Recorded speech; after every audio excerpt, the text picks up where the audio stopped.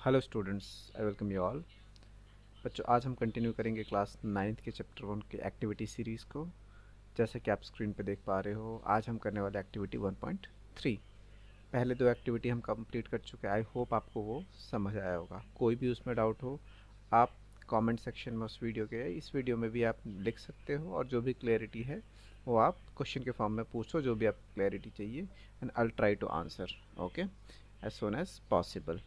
Okay, so हम continue करते हैं इस सीरीज़ को, जहाँ पे एक्टिविटी 1.3 को हम पढ़ते हैं।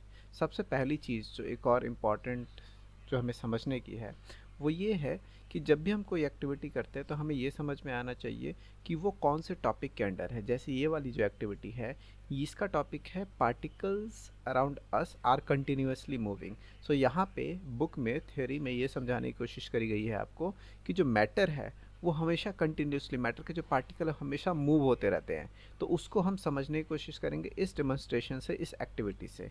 तो ये एक्टिविटी बहुत सिंपल है, जैसा कि आपको स्क्रीन पर दिख रहा है। मैंने क्या कर रखा है, मैंने रिक्वायरमेंट लिख रखी है, एक्टिविटी में पूछा क्या गया है, करने को क्या बोला गया है वो लिख रखा है। उसके बाद हम ऑब्जेक्टिव देखेंगे, उसके बाद हम उसको पूरा डिटेल में समझते हैं। तो सबसे पहले एक एक करके देखते हैं। सबसे पहले एक्टिविटी बोली क्या गई है, हमें क्या करना है, अगरबत्ती लेना, सबके घर में बड़ी आसानी से मिल जाता है। ओके, एंड उसको क्या करना है, उसको अगरबत्ती आपके पास जब जली हुई नहीं होती और जब जली हुई होती है तो उसमें क्या फ़र्क होता है, स्मेल आप कितनी दूर से डिटेक्ट कर पाते हो, इस चीज़ के बारे में एक्सपेरिमेंट है। सो एक्टिविटी में बोला क्या गया है कि आपको एक अगरबत्ती लेना है क्लासरूम में, और उसको क्या करना, how close do you have to go near it so as to get its smell. तो अगर आप उसको सूंघना है तो आपको कितने पास जाना पड़ता है।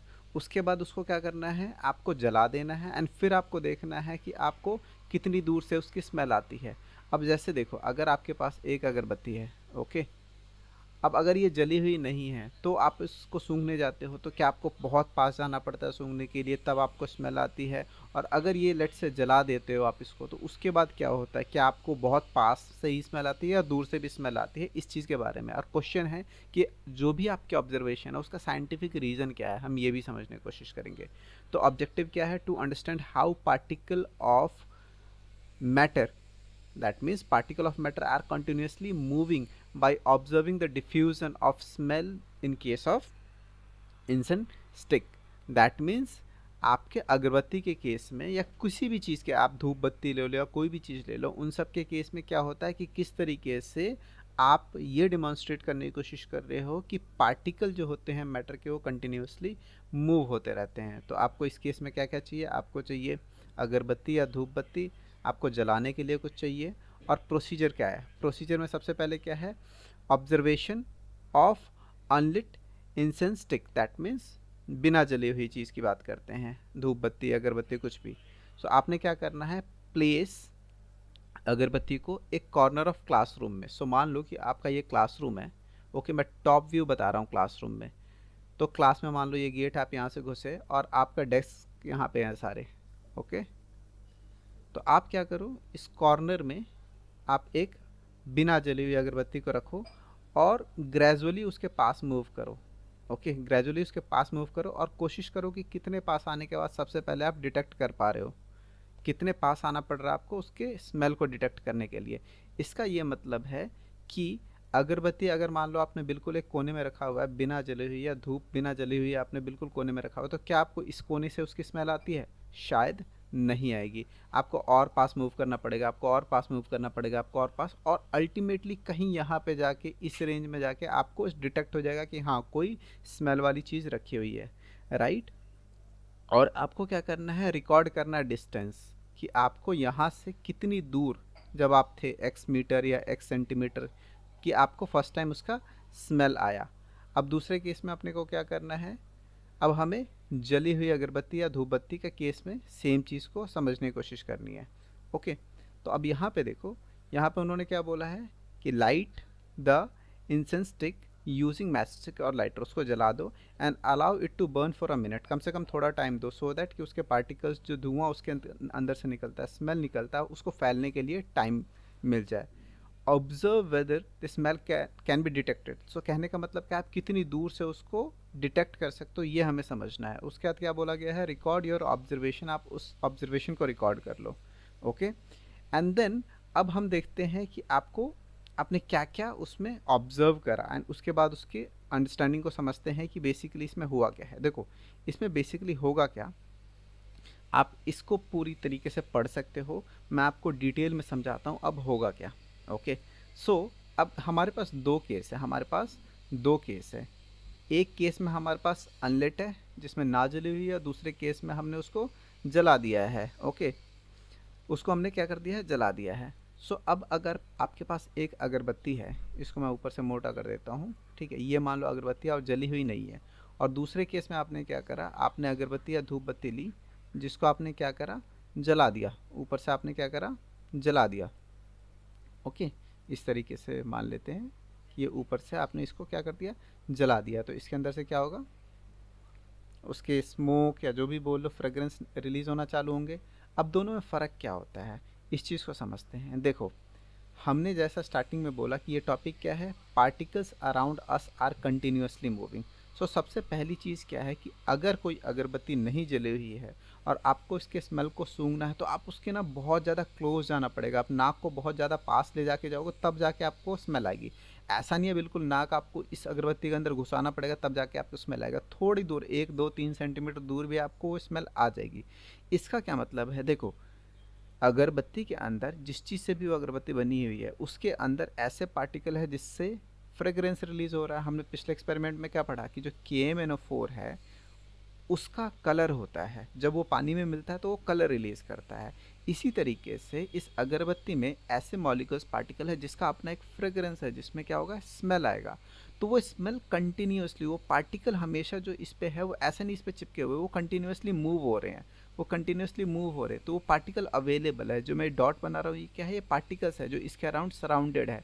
दैट मीन्स ये कंटिन्यूसली मूव कर रहा है, और जैसे ही आप उसके डिटेक्टेबल रेंज में आओगे, ये पार्टिकल्स आपके नाक में जाएंगे तो आपको एक सेंसेशन होगी उस स्मेल की, जैसा उसके स्मेल है उस अगरबत्ती का। ओके, अब हम क्या करते हैं, इस चीज़ को जलाते हैं। तो जैसे ही आप पार्टिकल्स को, किसी भी पार्टिकल को हीट देते हो, अब जला के क्या कर रहे हो, हीट दे रहे हो, तो हीट देने से क्या होती है, उसकी एनर्जी बढ़ती है, और जैसे ही एनर्जी बढ़ती है तो क्या होता है, उसमें जो एबिलिटी होती है मूव करने की या वाइब्रेट करने की, वो क्या हो जाती है, बढ़ जाती है। तो जैसे ही आपने उसको अलाउ करा 1 मिनट तक जलने के लिए, तो क्या हुआ, जितने भी आसपास के पार्टिकल थे और स्पेशली जो जल रहे हैं, वो पार्टिकल जिसमें स्मेल है अगरबत्ती के अंदर, जब वो जल रहे हैं तो उनकी एनर्जी क्या होगी, बढ़ गई। अब उनमें जैसी एनर्जी बढ़ी तो उसकी जो कैपेसिटी है मूव करने की, वो क्या हो गई, बढ़ गई।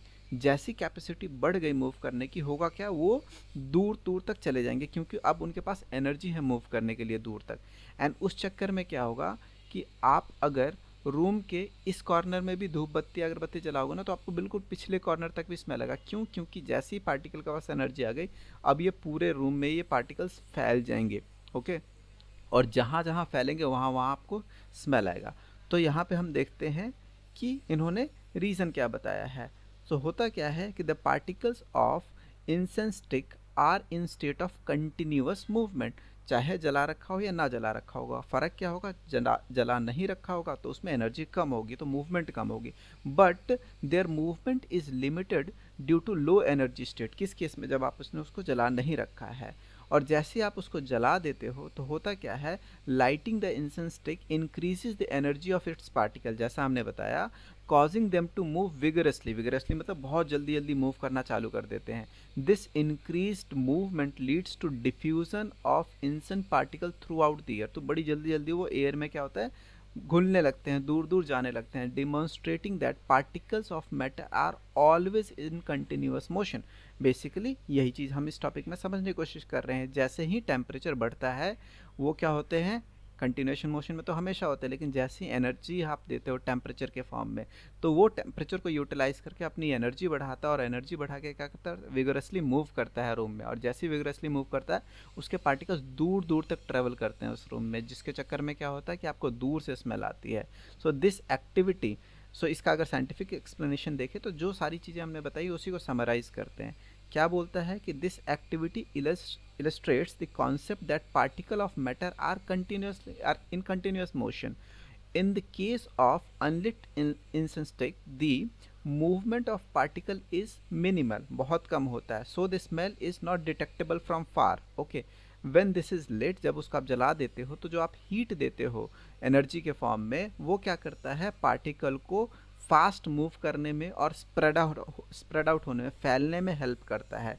जो ये डिमॉन्स्ट्रेट करता है कि कितनी आसानी से जैसे ही आप हीट देते हो तो कोई चीज़ डिफ्यूज़ हो जाती है. डिफ्यूज़ का मतलब कितनी आसानी से घुल जाता है दूसरी चीज़ में. यहाँ पे एयर की बात हो रही है, पार्टिकल्स में कितनी आसानी से दूर दूर ट्रैवल करता है उसकी बात हो रही है. This diffusion is clear indication of continuous movement of particle, जो हम ये टॉपिक पढ़ रहे हैं, which is fundamental to understanding the behaviour of gas and kinetic theory of matter. Kinetic theory of matter आप आगे चल के पढ़ोगे. बेसिकली काइनेटिक थ्योरी का मतलब होता है, काइनेटिक का मतलब होता है something related to movement. So gas किस तरीके से मूव होती है वो कॉन्सेप्ट हमें समझ आता है. तो आप 11th-12th में जाओगे ना तो यही सारी चीज़ें काइनेटिक थ्योरी ऑफ गैसेस के फॉर्म में पढ़ोगे. लेकिन अभी बहुत बेसिक अगर मैं बोलूँ कॉन्सेप्ट क्लियर करने के लिए, तो आपको ये याद रखना है कि जब भी किसी चीज़ को एनर्जी मिलती है तो वो एनर्जी, अगर गैस को एनर्जी मिलती है तो वो बड़ी आसानी से मूव करते हैं. तो यहाँ पे जैसे ही आपने अगरबत्ती को जलाया, वो जो पार्टिकल्स है, जो मॉलिक्यूल्स हैं, उनको जैसे ही एनर्जी मिली वो सेपरेट आउट हुई और गैस के फॉर्म में बड़ी आसानी से दूर दूर तक एनर्जी मिलने के बाद मूव हुई, जिसके चक्कर में आपको दूर से भी उसका स्मेल डिटेक्ट हुआ. आई होप आपको बिल्कुल क्लियर हो गया होगा ये एक्टिविटी. अगर मैं समराइज़ करूँ तो इसमें हमें क्या सीखने को मिला है कि अगर हमारे पास एक अगरबत्ती है जिसको मैंने जला नहीं रखा, या धूप बत्ती है जिसको मैंने जला नहीं रखा, अगर आप उसको स्मेल करते हो तो बिल्कुल आपको चिपकाने की ज़रूरत नहीं पड़ती, थोड़ा 1-2 सेंटीमीटर दूर से स्मेल आ जाता है. इसका ये मतलब है कि उस धूप बत्ती, उस अगरबत्ती में जो भी पार्टिकल है जिसके चक्कर स्मेल है वो आसपास है उसके, आप सूंघ पा रहे हो, बिकॉज वो पार्टिकल आसपास एयर में फैले हुए हैं. लेकिन वो बहुत दूर से आप इसलिए नहीं सूंघ पा रहे क्योंकि उसके पास इतनी एनर्जी नहीं है कि वो दूर तक मूव कर सके. जैसे ही आपने उसको जलाया, आपने क्या किया, उसको एनर्जी दिया. जैसे ही आपने एनर्जी दिया, उसके पास कैपेसिटी आ गया मूव करने की, तो आसानी से दूर दूर तक डिफ्यूज़ हो गया एयर में, जिसके चक्कर में आप दूर से क्लासरूम से भी आपको उसको सूंघ पा रहे हो, आपको डिटेक्ट कर पा रहे हो कि हाँ ये चीज़ है क्लासरूम में. आई होप आपको बिल्कुल क्लियर हो गया होगा. अगर आपको ये वीडियो पसंद आया हो तो लाइक शेयर सब्सक्राइब जरूर करना, और नेक्स्ट वीडियो में हम एक्टिविटी 1.4 के साथ आएंगे. Thanks for watching this video. Have a great day. Bye.